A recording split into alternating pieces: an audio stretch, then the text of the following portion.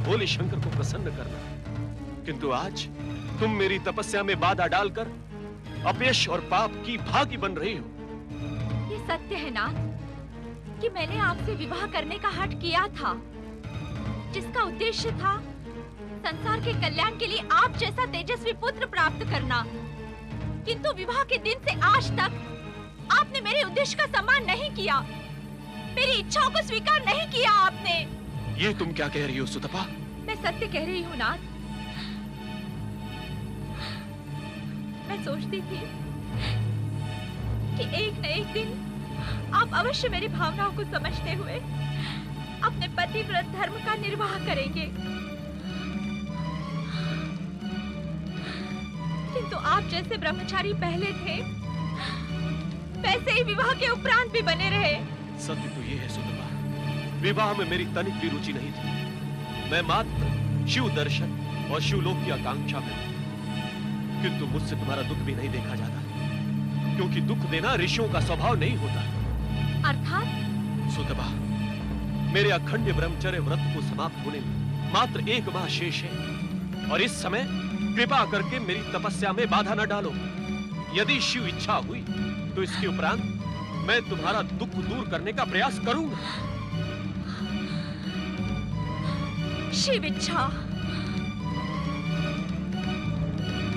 ओम नमः शिवाय, ओम नमः शिवाय।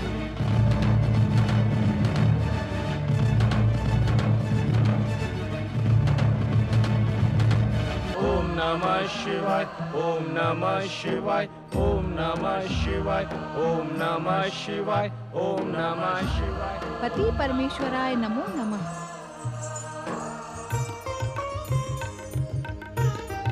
आज आप मुझे इस प्रकार एकटक क्यों देख रहे हैं स्वामी? देवी, हम देख रहे हैं कि आज तुम्हारा सुंदर मुख जगदम्बा के करुणापूर्ण आभा के स्थान पर पति के प्रति उमड़ते हुए प्रेम से दमक रहा है। क्या हम इसका कारण जान सकते हैं? आप तो अंतर्यामी हैं स्वामी, मेरे मन में उठने वाले हर भाव से परिचित हैं, फिर उसे मेरे शब्दों में सुनने की लालसा क्यों?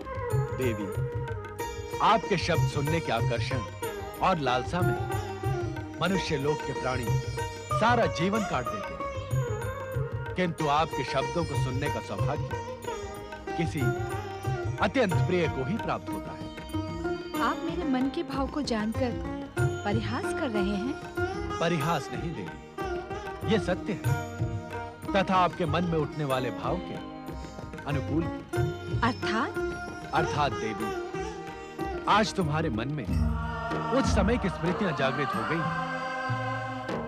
जो विवाह के पश्चात हमने एकांत में रहकर एक साथ व्यतीत किया।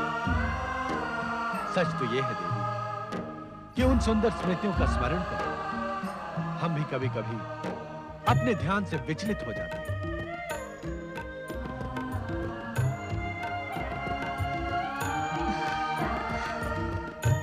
माता पार्वती, मेरी पीड़ा का अंत करो, मेरे अतृप्त हृदय को शांति प्रदान करो। माता पार्वती, माँ जगदम्बा।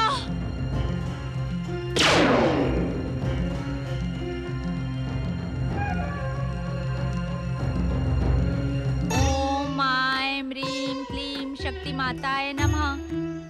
ओम ऐं ह्रीं क्लीं शक्ति माताय नमः। ओम ऐं ह्रीं क्लीं शक्ति माताय नमः। सुतपा, माता, माता, माता, इस दीनहीन दुखी सुतपा के आह्वान पर आप आ गई माता। आप वास्तव में करुणा की मूर्ति है माता। कहो सुतपा, इस प्रकार आकुल व्याकुल होकर मुझे क्यों पुकार रही थी? माता, अपने भक्तों के मन की बात आपसे छुपी नहीं है। हे जगदम्बा, मेरी पुत्राकांक्षा पूर्ण करें। हे सर्वेश्वरी, मेरा नारीत्व पुत्र को गोद में खिलाने के लिए उत्सुक हो रहा है। जगत के कल्याण के लिए मुझे मेरे पति जैसा तेजस्वी पुत्र प्रदान करो माता, अन्यथा। अन्यथा क्या सुतपा? अन्यथा मैं स्वतः ही प्राणों का त्याग कर दूंगी माता। सुतपा, मेरी उपस्थिति हर अन्यथा को समाप्त कर देती है। माता, उद्विग्नता में मैं कठोर हो गई थी माता। क्षमा करो माता, जगदम्बा क्षमा करो। इस समय तुम्हें संयम की सबसे अधिक आवश्यकता है सुतपा। धैर्य रखो पुत्री। मृकंडु ऋषि की शिव आराधना पूर्ण होने तक तुम्हें प्रतीक्षा करनी ही होगी। प्रतीक्षा के क्षण काटना अब सुतपा के लिए असंभव है माता। अपनी प्रतीक्षा के असंभव क्षण भी शिव चरणों में समर्पित कर दो पुत्री। उनकी कृपा से तुम्हारे असंभव क्षण भी उन्हीं के समान सुंदर हो जाएंगे। आशीर्वाद दो माता, आपके दिखाए मार्ग पर चलकर एक तेजस्वी और जगत का कल्याण करने वाले पुत्र की माँ बन सकूं। मैं तुम्हें आशीर्वाद देती हूँ सुतपा कि समय आने पर तुम एक तेजस्वी, जगत का कल्याण करने वाले महान शिव भक्त पुत्र की माता बनोगी। जय हो माता। माता, जय माता की। नारायण नारायण नारायण, श्रीमन नारायण नारायण नारायण, नारायण नारायण नारायण, भजमन नारायण नारायण नारायण, नारायण नारायण। माता पार्वती आज नितांत एकाकी गगन विहार कर रही हैं। लगता है कैलाश पर अवश्य कुछ अघटित घटित हुआ है जिसका ज्ञान स्वयं नारद को भी नहीं है। नारायण नारायण। माता, जब सौभाग्य से मैंने आपके ज्योति पुंज की झलक पा ही ली है तो कृपा कर मुझे अपने दर्शन का भी पुण्य प्रदान करें। प्रणाम माता। सदा जगत कल्याण में सफल रहो नारद। माता, यदि आप अन्यथा ना ले तो एक प्रश्न पूछूं? नहीं नारद, कैलाश पर कुछ भी अघटित घटित नहीं हुआ है।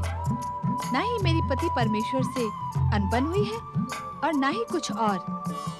किंतु क्या तुम कैलाश पर किसी अघटित के घटने की योजना बना रहे हो? नहीं माता नहीं, मैं तो मात्र आपको एकाकी गगन विहार करते देखकर भ्रमित हो गया था, परंतु मेरा भ्रम निराधार था। अब आप एक और कृपा कर दें। कहो नारद। कृपया आप मुझे ये बताएं कि आप कैलाश से आ रही हैं या कैलाश जा रही हैं? इस समय तो मैं कैलाश जा रही हूँ, किंतु तुम यही जानने के इच्छुक हो ना कि मैं गई कहाँ थी? हाँ माता। नारद, तुम्हारी जिज्ञासा का आकार तुम्हारे व्यक्तित्व से भी बड़ा हो गया है। नारायण नारायण। माता, मैं तो इसे और भी बढ़ाने का इच्छुक हूँ। अच्छा, क्यों? ये तो इस हीन नारद की जिज्ञासा का परिणाम है माता, कि उसे जगत की महाशक्तियों के पुण्य प्रदान करने वाले दर्शन प्राप्त हो जाते हैं। अर्थात तुम महाशक्तियों के दर्शनों का स्वार्थ साध कर ही अपनी जिज्ञासा को बढ़ा रहे हो। नहीं नहीं माता, जिज्ञासा तो नारद का स्वभाव बन गया है। इसमें स्वार्थ का तो कहीं स्थान ही नहीं होता, और यदि होता भी है तो वो जगत कल्याण के लिए। तुम्हारा कल्याण हो पुत्र। माता, माता आप तो मेरी जिज्ञासा को आहत करके जा रही हैं। स्वयं आप मुझे ये बताने वाली थी कि आप कहाँ से आ रही हैं। नारद, मैं मृकंडु ऋषि की पत्नी सुतपा की वेदना शांत करके आ रही हूँ, किंतु अपने वचन से आज संभवतः प्रथम बार मैं स्वयं संतुष्ट नहीं हूँ। ये आप क्या कह रही हैं सर्वेश्वरी? सत्य कह रही हूँ नारद। महान शिव भक्त मृकंडु ऋषि ब्रह्मचर्य व्रत का पालन करते हुए अविराम शिव आराधना में लगे हैं, तथा उनकी पत्नी सुतपा एक तेजस्वी पुत्र की माँ बनने की इच्छुक है। आज नहीं तो कल ऋषि मृकंडु की तपस्या पूर्ण होगी ही माता। क्या तब तक ऋषि पत्नी धैर्य धारण नहीं कर सकती? उनका धैर्य संयम से ऊपर पहुंच गया है नारद। स्त्री के लिए पुत्र प्राप्ति की इच्छा को धैर्य की सीमा में बांधा नहीं जा सकता। तब क्या होगा माता? लगता है शिव इच्छा के बिना मेरा सुतपा को दिया हुआ वचन पूर्ण नहीं होगा। अर्थात माता, अर्थात जब तक भोलेनाथ स्वयं मृकंड ऋषि को प्रेरित नहीं करेंगे तब तक मेरा वचन पूर्ण नहीं होगा नारद। माता, भगवान भोलेनाथ तो सर्वज्ञ हैं, अंतर्यामी हैं। वे अवश्य ही हमारा ये वार्तालाप सुन रहे होंगे। शिव जी की कृपा से ऐसा ही हो नारद।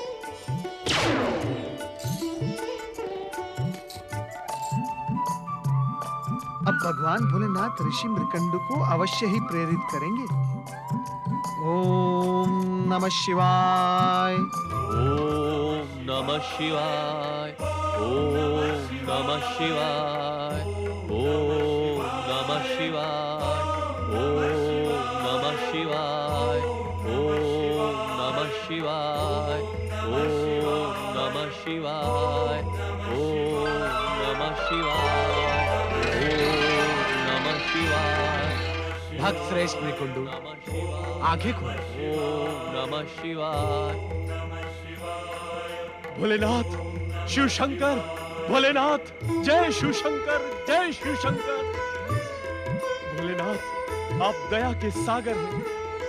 आपने मुझे दर्शन देकर मेरी तपस्या ही नहीं बल्कि मेरा जीवन सफल कर दिया है। भक्त वत्सल, मेरा तन मन आपका कृतज्ञ है। भक्त श्रेष्ठ, आपकी अनवरत तपस्या तथा अखंड व्रत के फल स्वरूप समय आने पर आप दोनों पति पत्नी को शिवलोक प्राप्त होगा। किंतु किंतु किंतु क्या भोलेनाथ? इस समय आपको अपनी तपस्या स्थगित करके अपनी पत्नी सूतपा की प्रार्थना स्वीकार करनी होगी।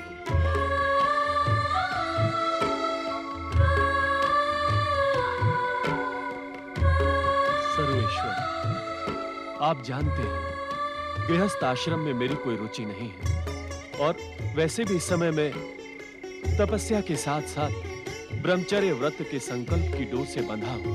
भक्त मृकुंडू, ऐसा लगता है कि आप भक्ति की डोर से अधिक हठ योग की डोर से बंधे हैं। भोलेनाथ, ये आप क्या कह रहे हैं? हम सत्य कह रहे हैं भक्त मृकुंडू। हठ योग का स्वभाव ऐसा ही होता है। वो अपने निश्चय पूर्ति के मार्ग पर किसी भी प्रकार की चिंता नहीं करता। किंतु हठ योग आप जैसे ऋषि मुनियों पर नहीं, नन्हे नन्हे बालकों पर अच्छा लगता है। शिव शंकर, तो क्या आप मुझे ब्रह्मचर्य व्रत का संकल्प तोड़ देने का परामर्श दे रहे हैं? मृकुंडू, एक तपस्वी का कर्तव्य होता है प्राणी मात्र को प्रसन्न रखना, जगत का कल्याण करना। किंतु आपका तप आपकी पत्नी के दुखों का कारण बन गया। शिव सृष्टि में ऐसे तप का कोई मूल्य नहीं। प्रभु, मैं आपकी बातें भली भांति समझ नहीं पा रहा हूं। मृकुंडू, यदि तुम गृहस्थ आश्रम में रुचि नहीं रखते तथा निष्ठा से ब्रह्मचर्य व्रत का पालन करने के इच्छुक थे, तो तुम्हें सूतपा के विवाह प्रस्ताव को अस्वीकार कर देना था, भले ही कितनी विवशता हो। प्रभु, यदि अब तुम ब्रह्मचर्य व्रत की आड़ लेकर पतिव्रत धर्म के कर्तव्य से बचने के इच्छुक हो, तो ये तुम्हारा देवी सूतपा के प्रति अन्याय है और हमारी दृष्टि में एक पति प्रयाण नारी के प्रति अपराध, जो आपके सौभाग्य को शीघ्र ही दुर्भाग्य में परिवर्तित कर देगा। नहीं नहीं भोलेनाथ, तो अपने कर्तव्य का पालन करके देवी सूतपा की आकांक्षा पूर्ण करें। आपका कल्याण हो। प्रभु, प्रभु।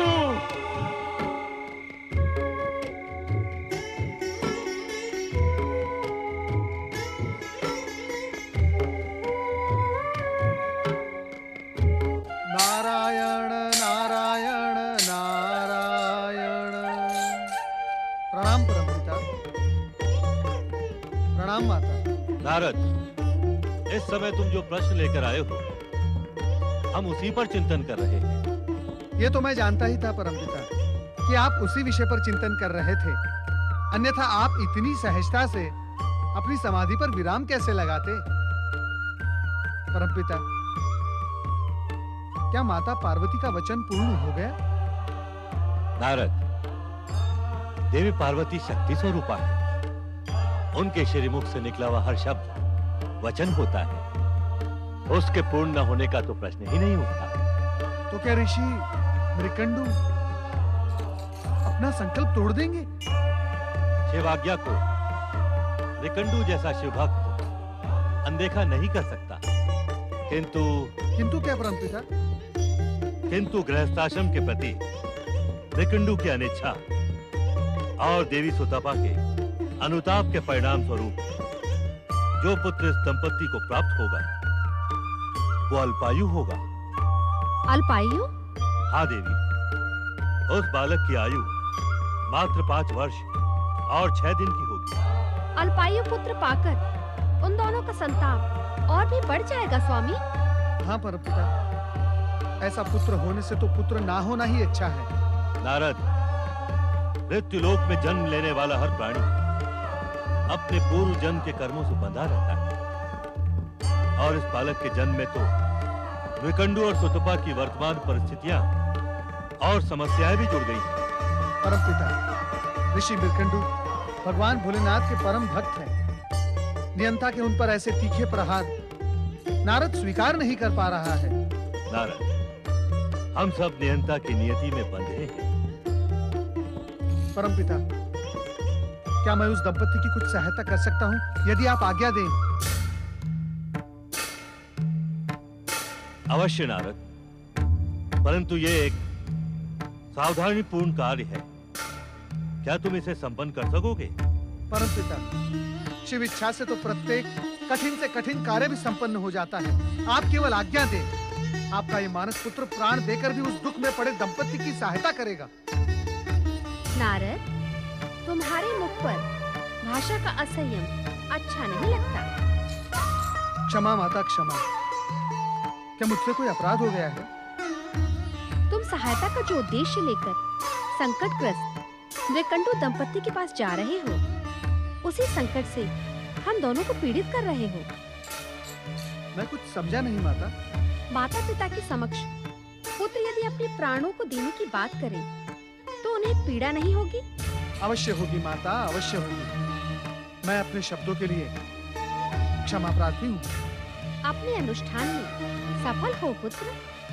नारद, यदि तुम मृकंडू ऋषि को अल्पायु पुत्र के इस सत्य का ज्ञान करवा दोगे तो वे सावधान हो जाएंगे और भविष्य में होने वाले इस आघात का दृढ़तापूर्वक सामना कर सकेंगे। उचित है परमपिता। किंतु ध्यान रहे, गर्भवती सुतपा को यह बात कदापि ज्ञात न हो, अन्यथा इसका दुष्परिणाम गर्भस्थ बालक पर पड़ेगा। जो घटित होने वाला है उसे घटित होने दे ब्रह्मदेव। किंतु आप नारद को मृकंडू ऋषि के पास भेजकर उचित नहीं कर रहे हैं। हमारे इस आदेश में भविष्य का संकेत छुपा है देवी। मृकंडू ऋषि परम ज्ञानी और महान शिव भक्त हैं। वो संकेतों की इस भाषा को अवश्य समझेंगे। परंतु मेरे ऋषि मृकंडू के पास जाने में क्या संकेत हो सकता है? तुम्हें इस सांकेतिक भाषा को समझने के लिए भविष्य की ही प्रतीक्षा करनी होगी। तब सब कुछ वैसा ही घटित होगा जैसा उसे होना है।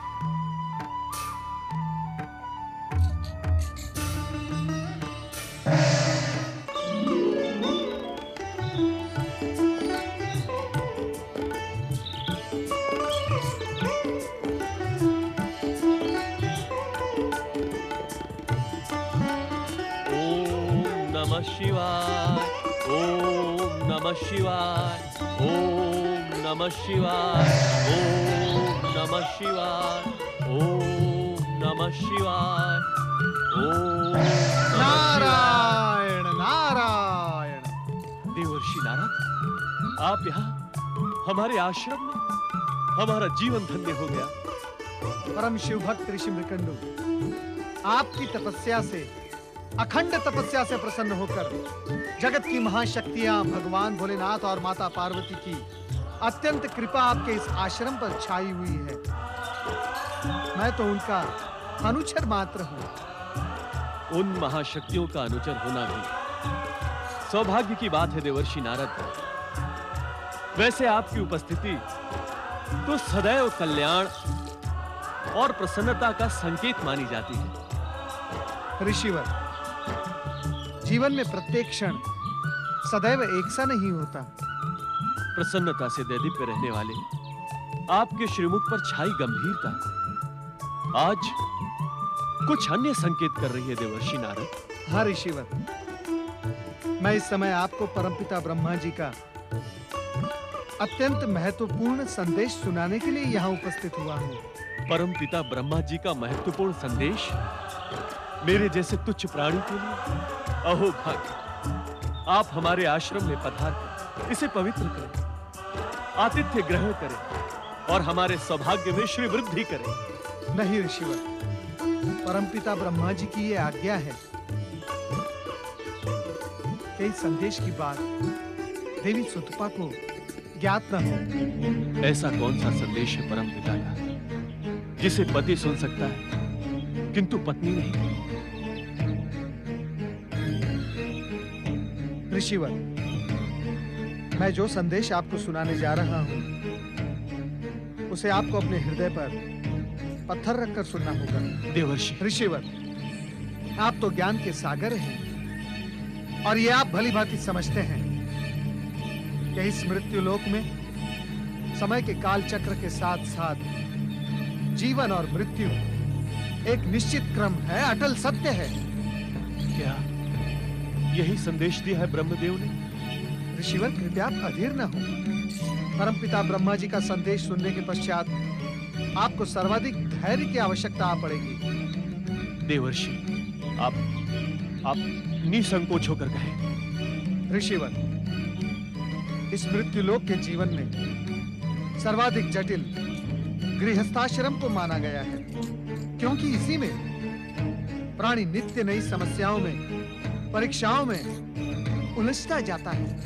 देवर्षि, आप भूमिका न बनाएं, ब्रह्मदेव का संदेश स्पष्ट कहें। स्पष्ट इतना कठोर है ऋषिवर कि उसे कह पाने के लिए स्वयं मैं शब्द नहीं जुटा पा रहा हूं। कठोर से कठोर संदेश सुनने के लिए मैं प्रस्तुत हूं। कहे देवर्षि, आपको मेरी सौगंध है। ऋषिवर, देवी सुतपा के गर्भ से जन्म लेने वाला बालक मात्र 5 वर्ष और 6 दिन की अल्पायु लेकर ही जन्म लेगा।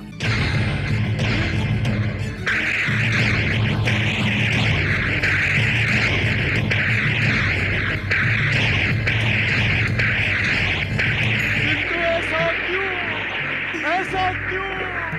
हमने ऐसा कौन सा पाप किया है जो हमें अल्पायु पुत्र प्राप्त होगा?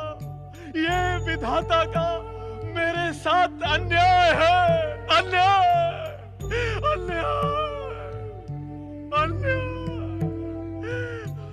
ऋषिवर, आप ज्ञानी हैं और परम शिव भक्त हैं। भला विधाता को दोष दे के क्या लाभ?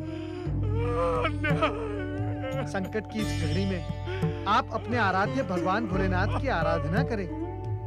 वे अवश्य आपको इस आघात को सहन करने की शक्ति प्रदान करेंगे। क्षमा करे देवर्षि, मुझे ये ब्रह्मलीला कुछ समझ में नहीं आई। ये आघातपूर्ण संदेश मुझ तक पहुंचाने का क्या लाभ मिलेगा ब्रह्मदेव को? इस संदेश से पुत्र जन्म का सारा उत्साह समाप्त हो गया, समाप्त हो गया। लगता है सुतपा के भाग्य में दुख के अतिरिक्त कुछ भी नहीं है। वो इस वज्रघात को कैसे सह पाएगी? कैसे सह पाएगी? ऋषिवर, इस बात का स्मरण रहे कि इस संदेश का ज्ञान देवी सुतपा को किसी भी मूल्य पर नहीं होना चाहिए, अन्यथा गर्भस्थ शिशु पर विपरीत प्रभाव पड़ सकता है। आपने मेरे पहले प्रश्न का उत्तर नहीं दिया। ऐसा आघातपूर्ण संदेश देने के पीछे ब्रह्मदेव का क्या उद्देश्य है? ऋषिवर, आप स्वयं कहा करते हैं कि प्रश्न के मध्य ही उत्तर छिपा रहता है। परमपिता ब्रह्मा जी के संदेश में छिपा गूढ़तम संकेत संभवतः आपको अपने प्रश्न में मिल जाए। आपका कल्याण हो।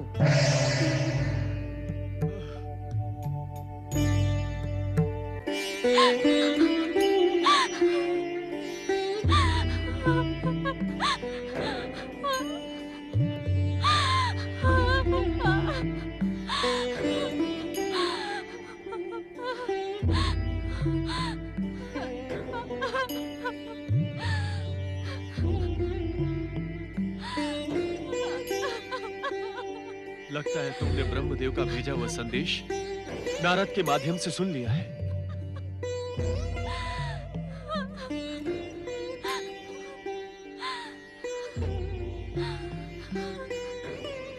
नहीं सुमुखी, नहीं।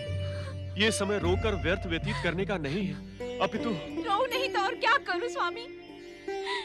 संभवतः विधाता मेरे भाग्य में हंसना लिखना ही भूल गया। माता पार्वती की पूजा से मुझे पुत्र प्राप्ति का आशीर्वाद मिला। आपने भी लंबे समय तक शिव आराधना कर उन्हें प्रसन्न किया। क्या प्रसन्नता का परिणाम ये अल्पायु पुत्र है? क्या पूजा, प्रार्थना, आराधना एवं तपस्या का यही प्रतिफल मिलता है? उत्तर दे स्वामी। ये प्रश्न आपसे आपकी पत्नी सुतपा नहीं, अपितु जन्म लेने वाले बालक की माँ पूछ रही है। उत्तर दे स्वामी। यदि अब भी आपने उत्तर नहीं दिया, तो भविष्य में कोई माँ, कोई पिता पुत्र प्राप्ति के लिए प्रार्थना नहीं करेगा। अपितु विधाता के इस घोर अन्याय पर उंगली उठाकर प्रश्न पूछेगा, नियंता पर आरोप लगाएगा। सुतपा, नियंता के नियमों से हम सब बंधे हैं, किंतु प्रश्न उठाने से अथवा नियंता पर आरोप लगाकर दुर्भाग्य के सिवा हमें कुछ नहीं मिलेगा। मुझे अपने पुत्र की आयु के समक्ष किसी भी दुर्भाग्य का भय नहीं है स्वामी, और जिसका दुर्भाग्य होगा वो दुर्भाग्य से भय करेगा। मेरे जीवन में तो नियंता सौभाग्य लिखना ही भूल गया। इतनी अधीर न हो सुतपा, हमें भविष्य में आने वाली विपदा को दृढ़ता पूर्वक स्वीकार करना है।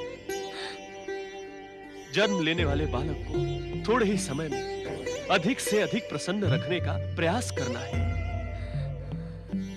उसकी हर इच्छा को पूर्ण करना है। संभवतः विधाता की यही इच्छा है देवी। आप विधाता की इच्छा को स्वीकार करें। मैं उनके विरुद्ध संघर्ष का शंखनाद करने जा रही हूँ। मैं अपने पुत्र को कदापि अल्पायु नहीं रहने दूंगी। सुतपा, शिव आज्ञा के बाद मुझे तुम पर और तुम्हारी एकनिष्ठ भक्ति पर गर्व हुआ था। उस गर्व को खंडित न करो देवी। ये आप क्या कह रहे हैं नाथ? हाँ देवी, मैं सत्य कह रहा हूँ। आज तक विधाता से कोई नहीं लड़ पाया। होनी तो होकर रहती है ना। तो मैं क्या करूं स्वामी? जिस बच्चे की कामना में पहाड़ सा जीवन काट दिया, उसे पाकर भी नहीं स्वामी, ये असंभव है। ये घोर अत्याचार है। समझ में नहीं आता कि इतना क्रूर संदेश भेजकर ब्रह्मदेव को क्या मिला। इस संदेश के पीछे छिपे गुप्त संकेत की भाषा समझो सुतपा। गुप्त संकेत? हाँ प्रिय, पहले मैं भी तुम्हारी तरह उत्तेजित हो गया था, किंतु अब संकेत की भाषा समझ में आने लगी है। स्पष्ट कहे स्वामी, किस संकेत की बात कर रहे हैं आप?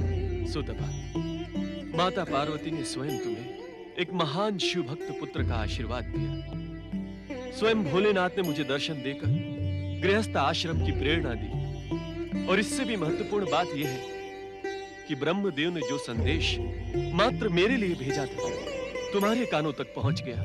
हाँ, मैंने देवर्षि नारद को ये कहते हुए स्वयं सुना था। सुतपा, ब्रह्मदेव की आज्ञा के उपरांत ये संदेश तुम्हारे कानों तक पहुंच गया। ब्रह्मदेव की अनिच्छा पर यह संदेश तुम नहीं सुन सकती थी। इसमें अवश्य विधाता की कोई लीला है, जो हमें संदेश के माध्यम से समय रहते ही सचेत करने की इच्छुक है। क्या विधाता की लीला के रहस्य को आप समझ गए हैं? नहीं देवी, महाशक्तियों की लीला के गूढ़तम रहस्य को समझना हमारे लिए असंभव है। तब हमें क्या करना होगा? अपना भावी जीवन शिव चरणों में समर्पित कर उनसे कृपा की प्रार्थना करनी होगी। भोलेनाथ कभी अपने भक्तों को निराश नहीं करते। अब विलंब ना करें स्वामी, चले। कहाँ? हमें समय व्यर्थ ना गवाकर इसी क्षण से शिव आराधना प्रारंभ करनी होगी।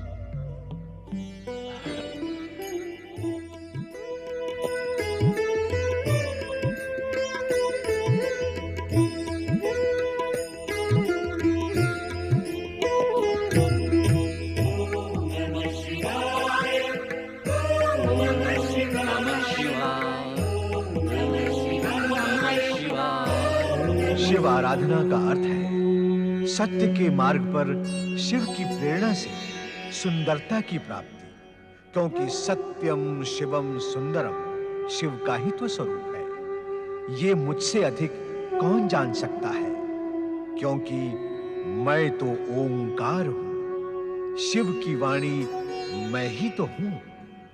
अपने आप को शिव इच्छा के अधीन करके निश्चित समय पर मृकंडु दंपति ने पुत्र रत्न प्राप्त किया।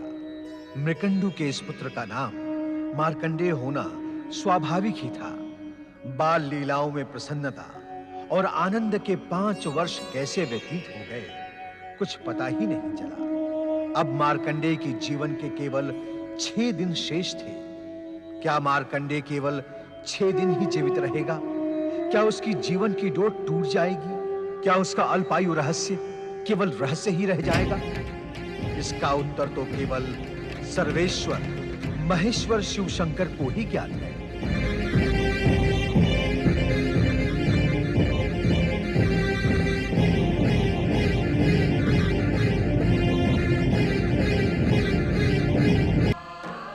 ऋषि मृकंडु एवं देवी सुतपा की आपके प्रति की हुई भक्ति का कितना सुंदर प्रतिफल है स्वामी। भक्ति का प्रतिफल सदा सुंदर ही होता है देवी। ये मुझसे अधिक कौन जान सकता है स्वामी। आपके प्रति एकनिष्ठ भक्ति से ये साधारण सी पर्वत पुत्री शिव प्रिया शिवा बन गई। शिवा, भक्त का स्थान तो भगवान से भी ऊंचा होता है। भक्तों को आपसे अधिक सम्मान और कौन दे सकता है स्वामी। इसीलिए तो आप भोलेनाथ कहलाते हैं। हाँ, संभवतः इसीलिए भोलेनाथ के अतीत में भस्मासुर जैसे भक्तों का भी नाम है।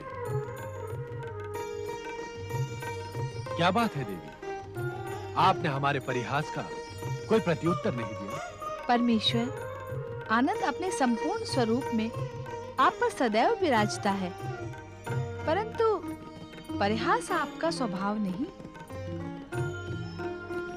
ऐसा लगता है आपका ये परिहास भविष्य के किसी गूढ़ विषय की ओर संकेत है। देवी, भस्मासुर का नाम सुनते ही आप बहुत सशंकित हो जाती हैं। नहीं स्वामी, ये संशय भस्मासुर के उल्लेख से उत्पन्न नहीं हुआ है। स्वामी, एक बात बताएं, मेरे वचन की रक्षा के लिए आपने मृकंडु ऋषि को गृहस्थ आश्रम की जो प्रेरणा दी, उससे उन्हें मार्कंडेय जैसा पुत्र प्राप्त हुआ है।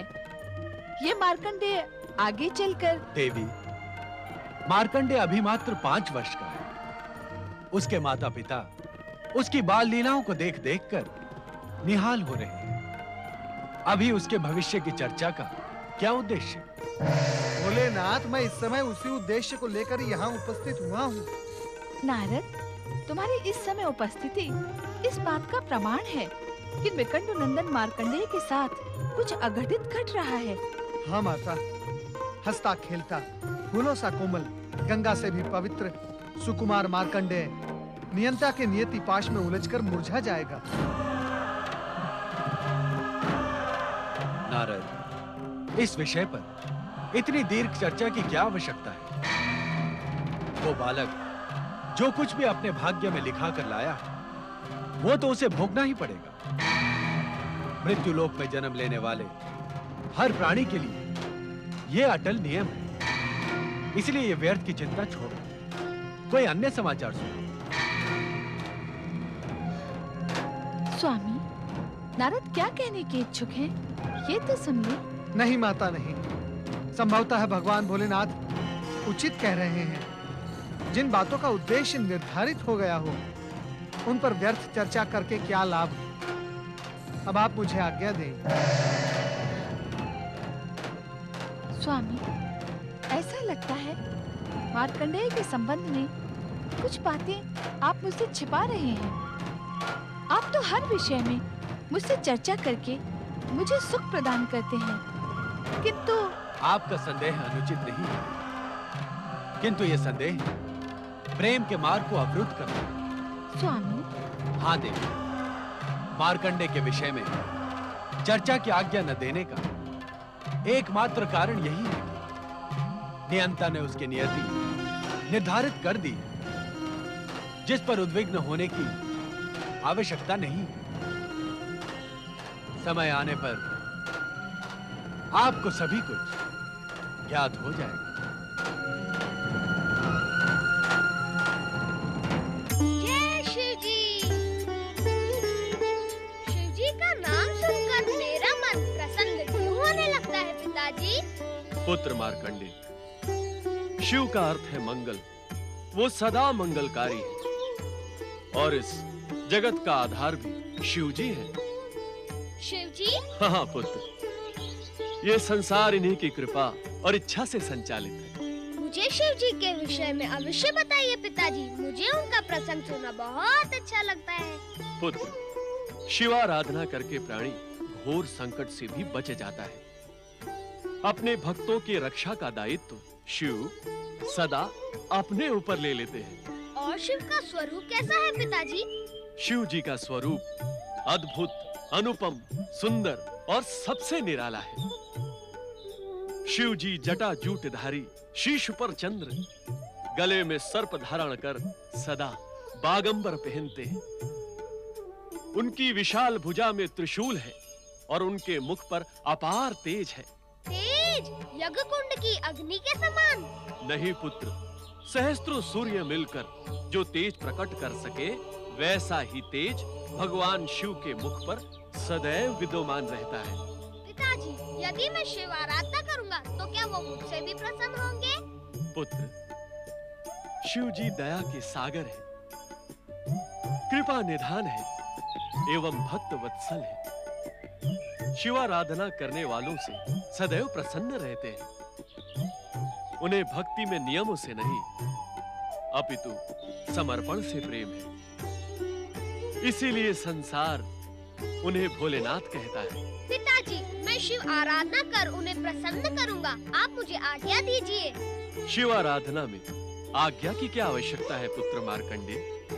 ये तो जन्म लेने वाले हर जीव का अधिकार एवं निर्धारित कर्तव्य है। मैं शिव आराधना किस प्रकार करूं पिताजी? ओम नमः शिवाय के पंचाक्षरी मंत्र का निरंतर जाप करने से भोलेनाथ शीघ्र प्रसन्न हो जाते हैं।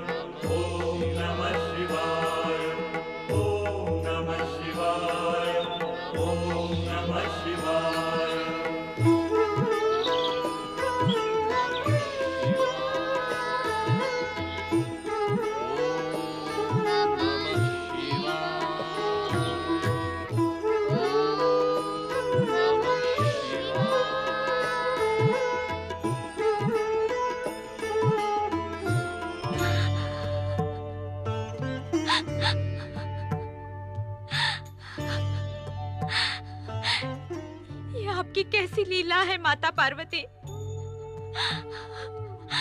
आपकी कृपा व आशीर्वाद से मुझे मार्कंडेय मिला।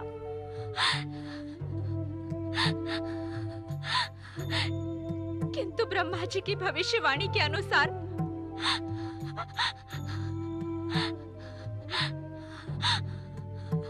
आज उसकी आयु का अंतिम दिन है। मैं उसका वियोग नहीं सह पाऊंगी।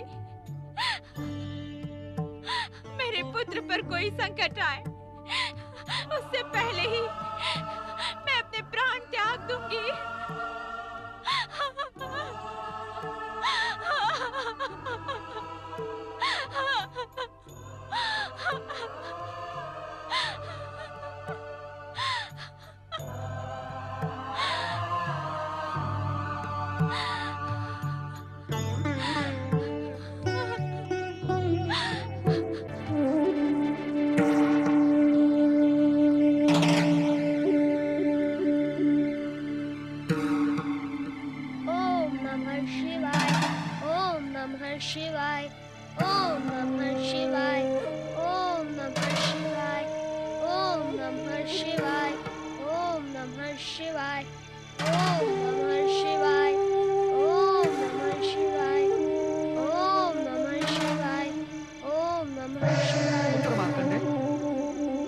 रात को कहाँ जा रहे हो?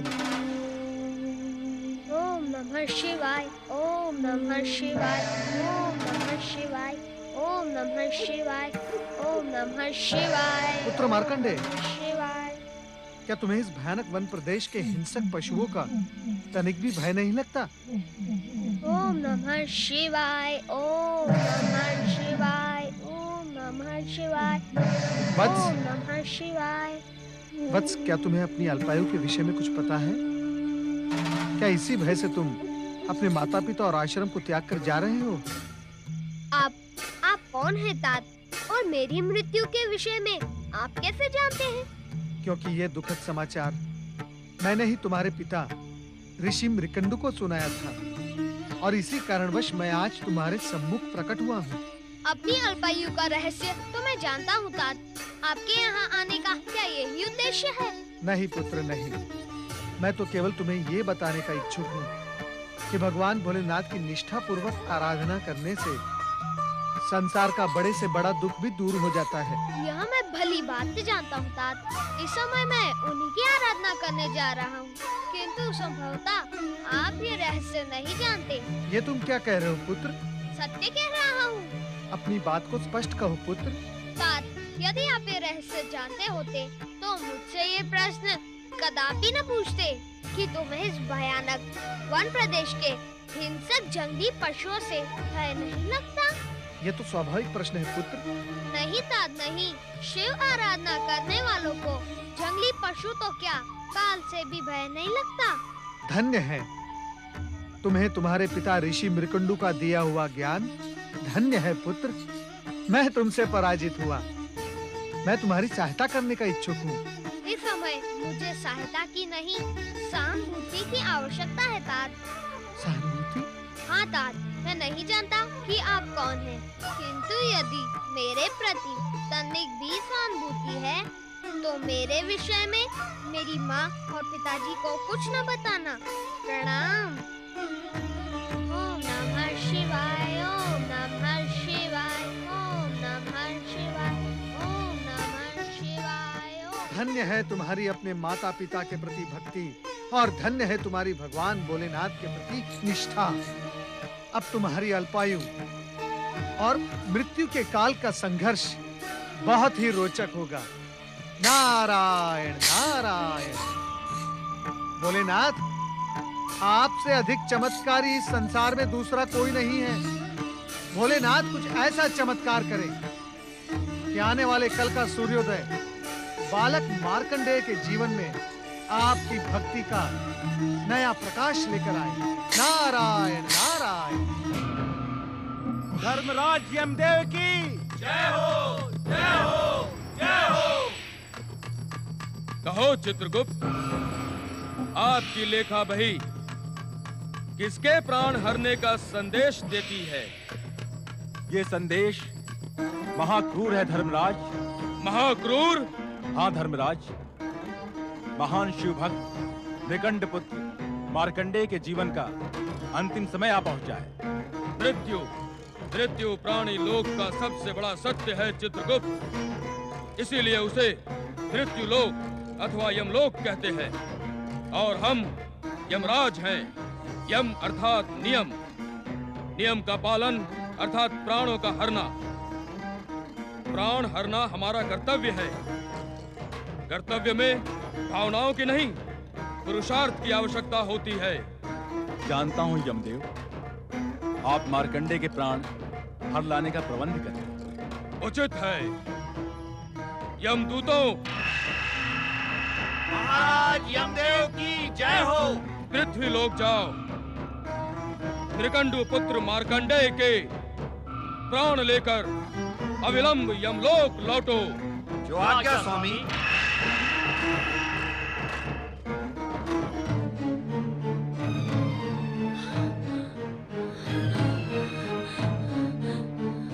मार्कंडेय कहाँ चला गया?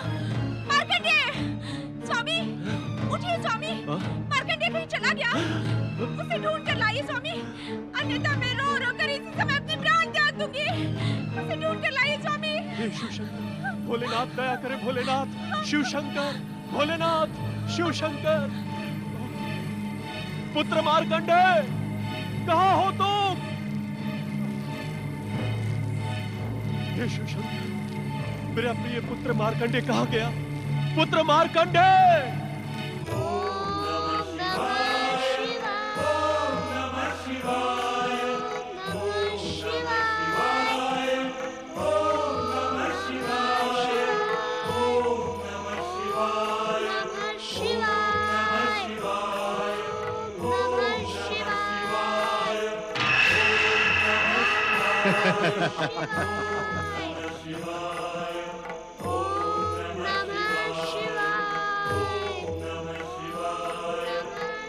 यही है वो बालक मार्कंडे।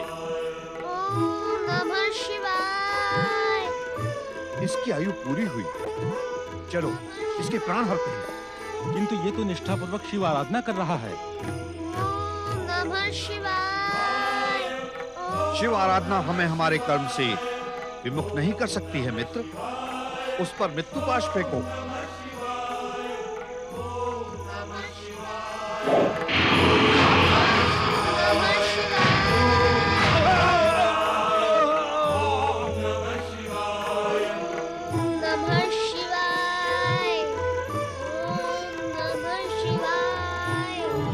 पार्वती, हे शक्ति स्वरूपा माता पार्वती, मेरे पुत्र की रक्षा करो माता, मेरे पुत्र की रक्षा करो।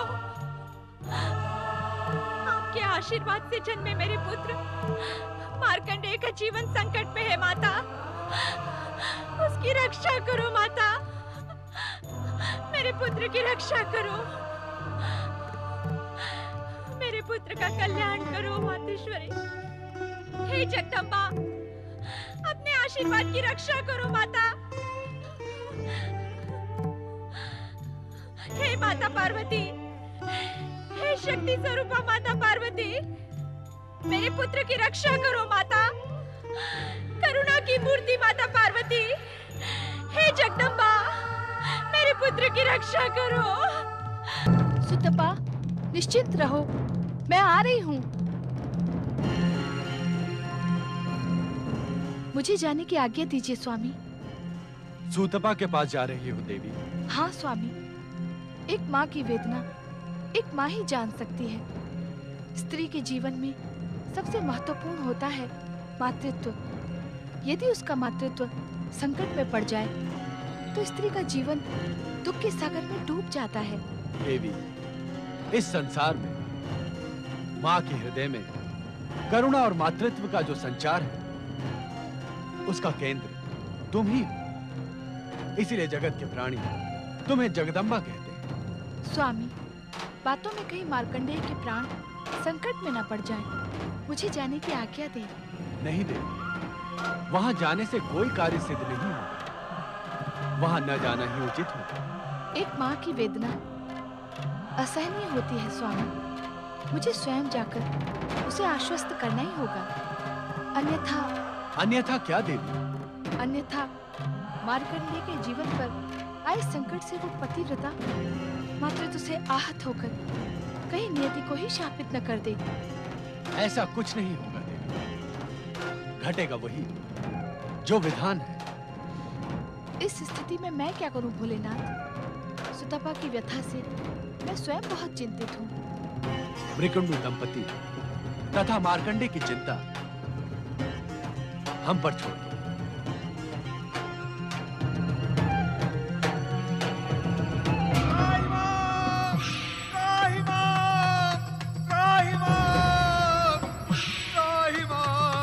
रक्षा करो दर्शन, रक्षा करो।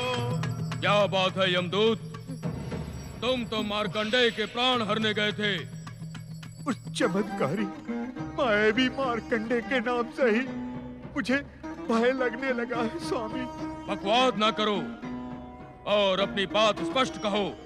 स्वामी, जो ही हमारे सहयोगी मित्र ने उस मायावी मार्कंडेय पर यमपाश फेंका तो उसके सामने के शिवलिंग से भयानक ज्वालाएं निकली। यमपाश ने पलटकर हम पर ही प्रहार किया। मेरा मित्र यमदूत अभी भी वहां अचेत पड़ा है। मुझे विश्वास नहीं होता कि तुम सत्य कह रहे हो। आज तक ऐसा कभी नहीं हुआ कि यमदूत प्राण लिए बिना लौटे हों। ये अक्षर से सत्य है स्वामी। शांत रहो। तुम्हारी पराजय ने यमलोक की परंपरा को कलंकित किया है, जिससे हम अधिक चिंतित हैं।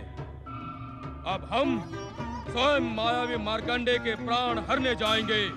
स्वामी आप? हाँ, हम।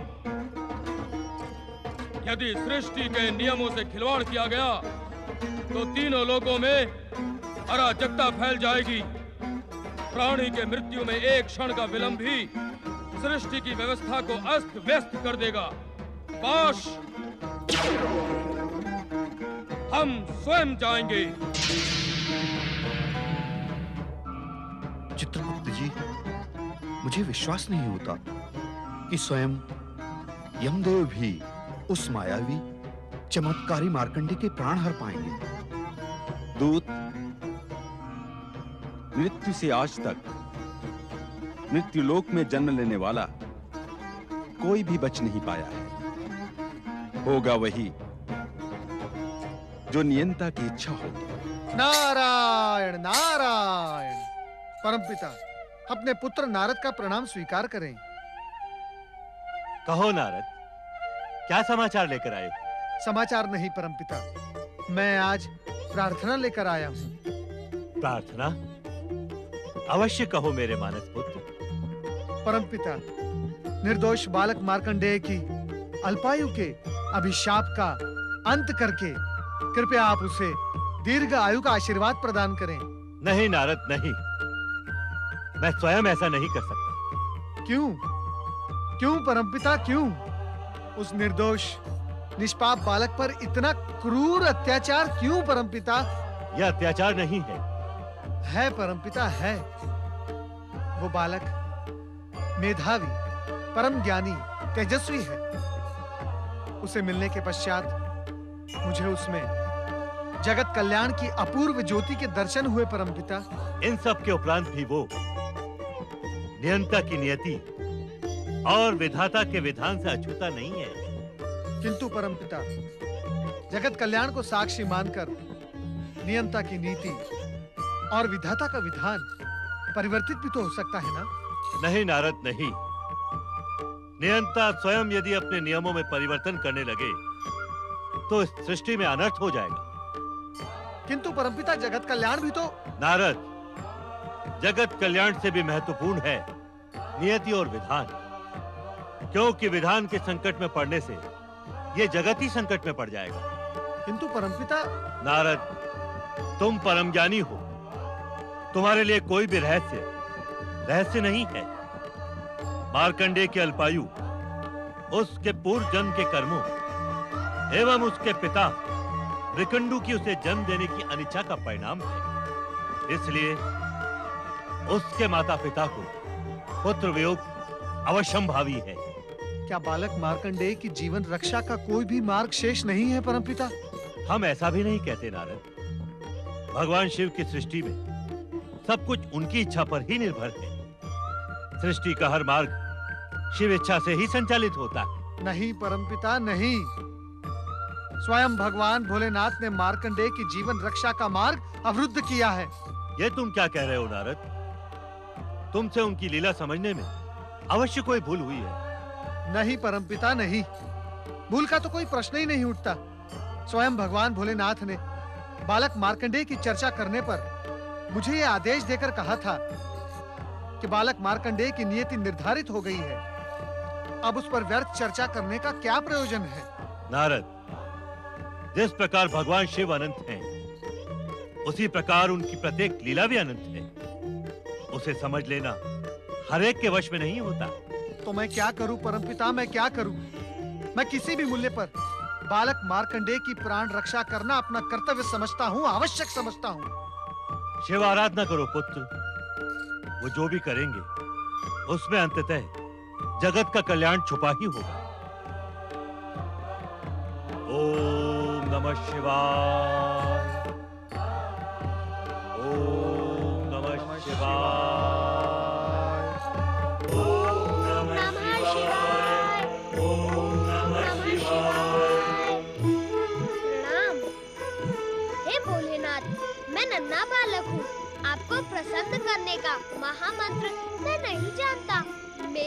बात सुनो, मुझे दर्शन दो, मुझे दर्शन दो।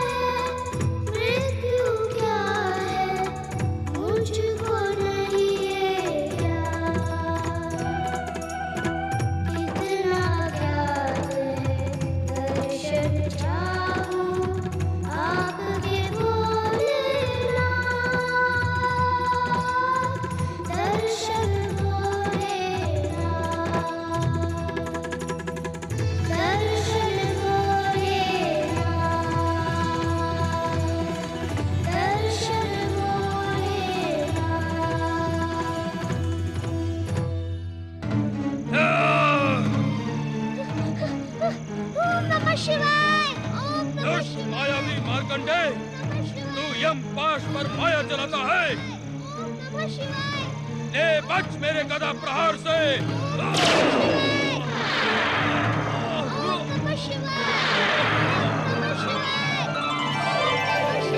साथ प्रकट होते हैं।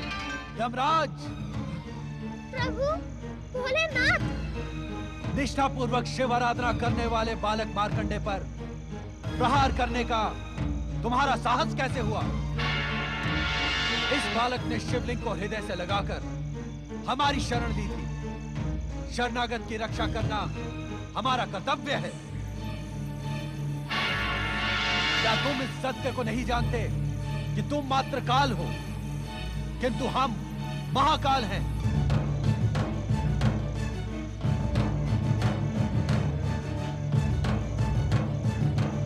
हमारी निष्ठा और भक्ति की चरम सीमा पर पहुंचा ये बालक मार्कंडे शिव कृपा से अवध्य हो गया है। हे शिव शंकर, हे महाकाल, हे भोलेनाथ, मैं तो मृत्यु के अटल नियम का पालन कर रहा था। विधाता के विधानानुसार इस बालक की आयु समाप्त हुई। यदि मैं नियंता द्वारा निर्धारित समय पर आकर प्राण न हरता तो आप हमें कर्म विमुख होने का दंड ना देते? अवश्य देते, किंतु शिवलिंग से निकली ज्वालाओं से आहत यमदूत तथा स्वयं तुम्हारे यमपाश के टूटने पर तुम्हें बालक मार्कंडे की परम भक्ति से उत्पन्न परम शक्ति का ज्ञान क्यों नहीं हुआ? तुम तो कर्मों के आधार पर जन्म और मृत्यु को संचालित करने वाले परम ज्ञानी हो। क्या इस सत्य को नहीं जानते कि इस सृष्टि की रचना हमारी लीला मात्र है? नित्य शिव भक्ति करने वाले का सार्वभौम कल्याण इस सृष्टि और हमारा अटल नियम है। जानता हूँ परमेश्वर, जानता हूँ। तब तो तुम ये भी जानते होगे कि जो जीवात्मा अपना जीवन मुझ में समर्पित कर देता है वो मेरे आनंद को बढ़ाने वाला एवं मुझे प्रिय होता है।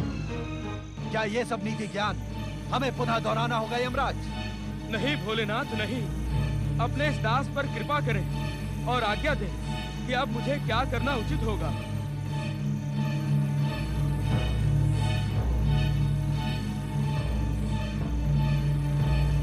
यमराज, मार्कंडे के माता पिता के पुण्य प्रभाव एवं जन्म से ही शिव निष्ठा के कारण अब यह बालक अल्पायु रहा ही नहीं। इसकी अल्पायु का अभिशाप समाप्त हो गया। किंतु विधाता के विधान के अनुसार इसकी अल्पायु स्पष्ट है भोलेनाथ। किंतु उसी विधान में यह भी स्पष्ट लिखा है कि अल्पायु पूर्ण होने पर आप इसके प्राण हरने आएंगे। उसी समय हम दोनों उपस्थित होकर न केवल इसके अभिशाप को समाप्त कर इसे दीर्घायु प्रदान करेंगे, अपितु इसे अमरता का वरदान भी देंगे। किंतु चित्रगुप्त के आलेख में आपके मृत्यु लेखाकार चित्रगुप्त ने मार्कंडे के अल्पायु होने का विवरण तो अपने पृष्ठों में लिख दिया, किंतु हम दोनों के आगमन की बात लिखना वो भूल गया। ये भूल अक्षम्य अपराध है यमदेव। अब मेरे लिए क्या आज्ञा है स्वामी? अब आप यमलोक लौट जाएं तथा वहां की व्यवस्था नियंत्रित करें। आपके आलेखों में त्रुटि सृष्टि के अनर्थ का कारण बन सकती है। हमें विश्वास है कि भविष्य में कभी आप कर्म विमुख नहीं होंगे। इस उद्दंडता के लिए मुझे क्षमा करें भोलेनाथ। भविष्य में ऐसा कभी नहीं होगा। प्रणाम भोलेनाथ। प्रणाम माता पार्वती। प्रणाम परम शिव भक्त मार्कंडे।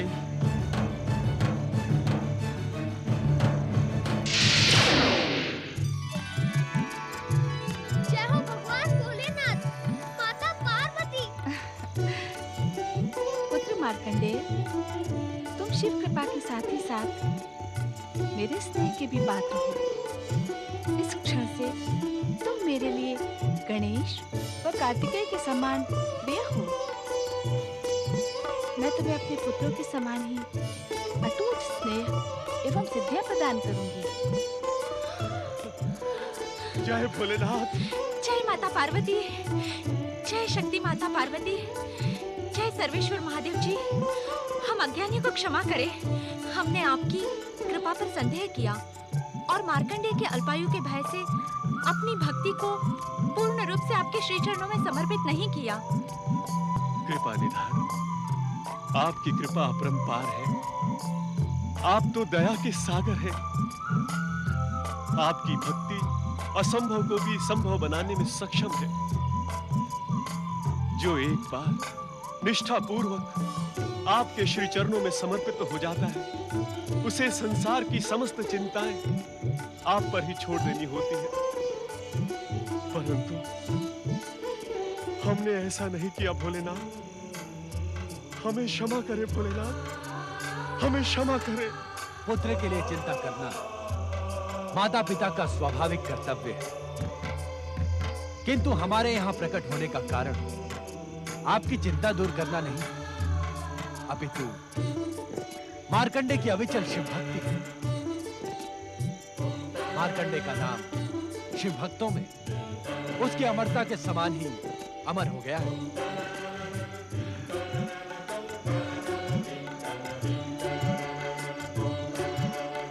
पुत्र मार्कंडेय, तुम मेरी विशेष कृपा के अधिकारी बन गए हो। माता, आपके चरणों में एक विनम्र निवेदन प्रस्तुत करने का इच्छुक हूँ माता। अवश्य पुत्र। माता, दुष्ट दैत्यों का अंत करने वाली आपके शक्ति स्वरूप की कथा मुझे बहुत प्रिय है माता। शांत क्यों हो गए मार्कंडेय? अपनी इच्छा निसंकोच कहो। यदि आप दोनों का आशीर्वाद हो तो मैं माता की दया, माया और शक्ति स्वरूप का वर्णन एक ग्रंथ के रूप में लोक कल्याण के उद्देश्य से करने का इच्छुक हूँ। तुम्हारी कल्पना एवं इच्छा अत्यंत सुंदर है पुत्र मार्कंडेय। इसे साकार करने के लिए हम तुम्हें आशीर्वाद देते हैं कि तुम्हारे द्वारा रचित ग्रंथ न केवल मार्कंडेय पुराण के रूप में जगत विख्यात होगा, अपितु आने वाले भविष्य में शक्ति स्वरूपा दुर्गा के भक्तों की भक्ति एवं प्रेरणा का स्रोत बनेगा। पुत्र मार्कंडेय, भविष्य में तुम्हारे द्वारा रचित मार्कंडेय पुराण का मनन, पाठन एवं श्रवण करने वाला व्यक्ति मेरी विशेष कृपा का अधिकारी एवं मेरा परम भक्त कहलाएगा।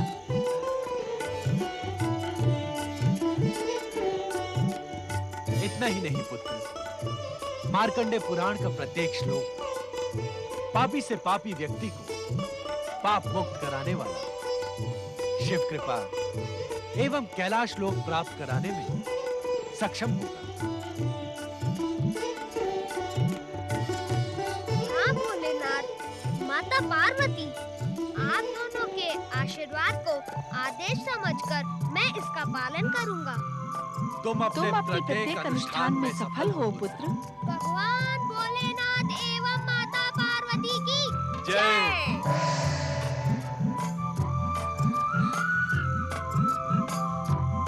पुत्र मार्कंडेय की जय। अमर मार्कंडेय का जय घोष शिव कृपा का परिणाम था। उन्हीं की कृपा से मार्कंडेय ने लोक कल्याण हेतु एक ग्रंथ की रचना की, जो मार्कंडेय पुराण अथवा दुर्गा सप्तशती के नाम से विश्व विख्यात हुआ। समय चक्र चलता गया और इसी चक्र ने कई नए प्रश्नों को जन्म दिया। शिव समाधि स्थल पर शिव समाधि अवस्था में विराजमान है।